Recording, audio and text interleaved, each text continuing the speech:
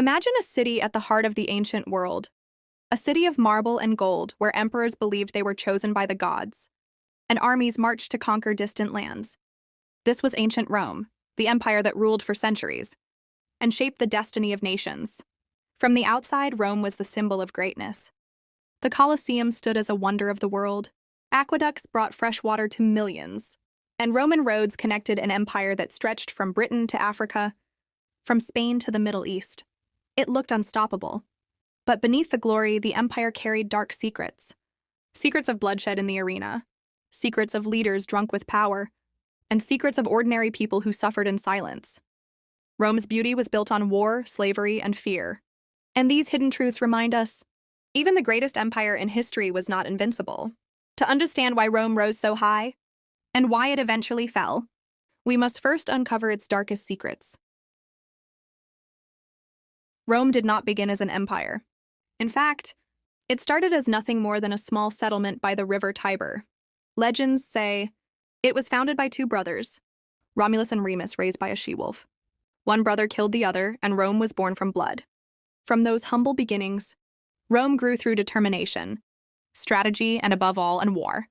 Every victory gave them new land, new slaves, and new power. The Romans built alliances with some and crushed others without mercy. Step by step, village became town. Town became city.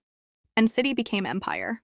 By the time of Julius Caesar, Rome had expanded across Europe, North Africa, and the Middle East. No power could rival them. But this rise came at a cost.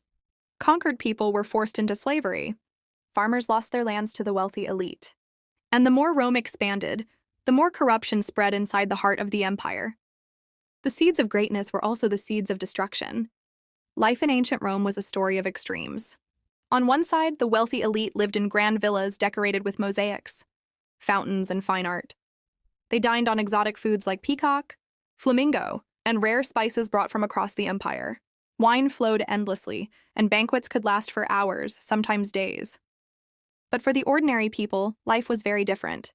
Most Romans lived in cramped apartments called insulae, tall, wooden buildings with weak foundations. Fires and collapses were common, and entire families were packed into a single dark room. Privacy was a luxury they could never afford. To escape the misery of daily life, the poor turned to the circus and the games. Bread and circuses, free food and violent entertainment became the tool of emperors to keep the people distracted and obedient. As long as the citizens were entertained, they would not question the corruption of their leaders. Yet even within this system, Rome thrived on inequality. The poor provided the labor, the soldiers, and the taxes, while the rich enjoyed the glory. The empire looked powerful from the outside, but inside, cracks were already beginning to form. The Colosseum, one of the most famous landmarks in the world. To many, it is a symbol of Rome's greatness. But to those who lived in its shadow, it was a place of fear, blood, and death.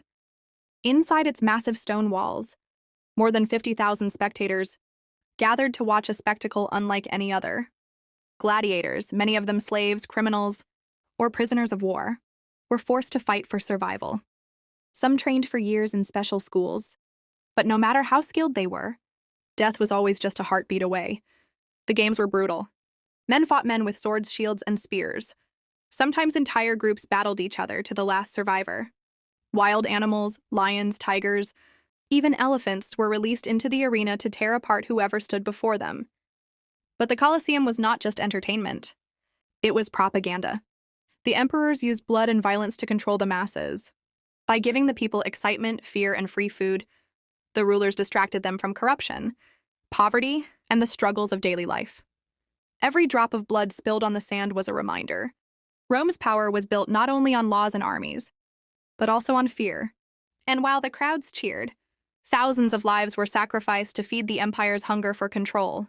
Not all Roman emperors were remembered as heroes. Some became legends for their cruelty, madness, and corruption, and their actions showed the true darkness at the heart of Rome. Take Caligula, for example. At first, he was loved by the people, but soon his rule turned into terror. He declared himself a living god, forced senators to worship him, and wasted fortunes on lavish parties and meaningless monuments. It is said he even made his horse a senator, a symbol of how far Rome had fallen into madness. Then came Nero, infamous for his cruelty and obsession with power. When a great fire consumed much of Rome in AD 64, many accused Nero of letting it burn. Some even believed he played music as the city went up in flames. Afterward, he blamed the Christians and ordered them to be tortured and killed in horrific ways. Under rulers like these, Rome's leaders cared less about the people and more about their own pleasures. Corruption spread through the Senate. Soldiers were bribed for loyalty, and gold flowed only into the hands of the elite. While the empire looked powerful from the outside, inside it was rotting away. The story of Caligula and Nero reminds us, Rome was not just brought down by outside enemies. It was destroyed from within, by the greed and madness of its own emperors. For centuries, Rome seemed unstoppable. Its armies conquered new lands, its laws shaped nations, and its monuments touched the skies. But no empire lasts forever, and Rome was no exception. By the 3rd and 4th centuries, cracks in the empire had grown too deep.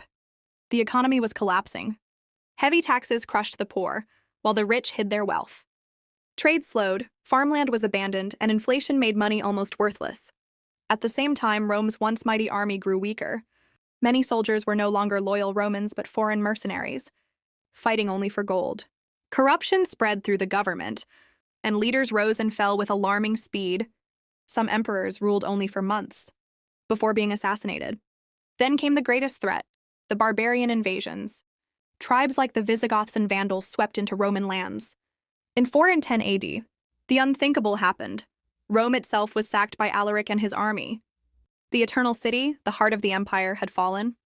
By 476 AD, the Western Roman Empire was gone. The last emperor, Romulus Augustulus, was forced to give up his throne. What had once been the most powerful empire in history crumbled into pieces, leaving only ruins and memories of its former glory. Rome's fall was not sudden. It was the result of greed, corruption, and weakness that rotted the empire from within, until it could no longer stand against the storms from outside. Rome may have fallen more than 1,500 years ago, but its legacy is still alive today. Walk through any modern city, and you will see echoes of Rome everywhere. Our laws, our governments, and even our languages carry Rome's influence. Words from Latin, the language of Rome, shaped English, Spanish, French, and many more. Architecture, too, from mighty arches to domes and stadiums, all trace their roots back to the Romans. Even the idea of republics, senates, and citizenship, concepts that shape modern democracy, were born in Rome. The empire is gone, but its ideas survived, carried forward through time. But Rome's story is not just about glory. It is also a warning. Behind the monuments and victories were corruption, greed, and leaders drunk with power. The same weaknesses that destroyed Rome can destroy any great nation. And that is why we still tell the story of Rome today, not only to admire its greatness, but to remember its darkest secrets, and to ensure history does not repeat itself.